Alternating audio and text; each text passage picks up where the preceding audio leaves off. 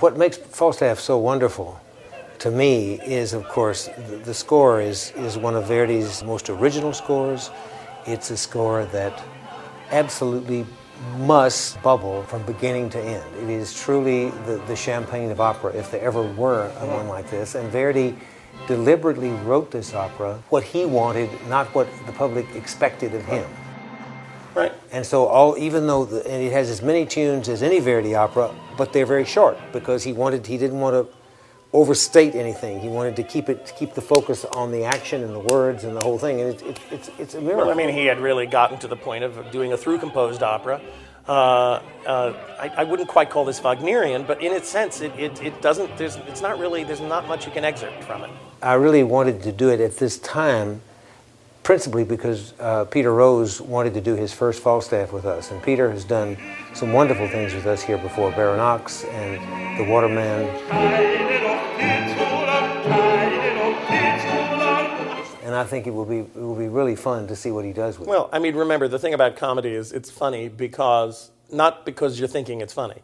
It's funny because it's so deadly serious. What's funny is Falstaff saying, I'm going to write to this woman, and just to be safe, I'm going to write to this woman too. And of course they're not going to speak to each other, and of course no one will figure it out because I'm Falstaff, and how can they? And it's that overlooking that normal human thing is what makes it so funny and crazy.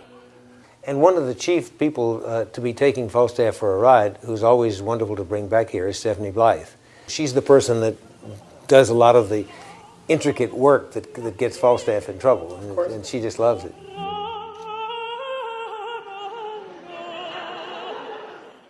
You have to have an important conductor for any opera, and there are people that are specialized in French music, and the other works of Verdi demanded, but there's certain works where the conductor really has an enormous role to play because the orchestra is so important. Of course. And in Otello and Falstaff, the orchestra is more important. It's a character. It's a character. It's more important than any other Verdi opera, and it's just it needs somebody who really has the sense of how to make the instruments create the champagne, if you will.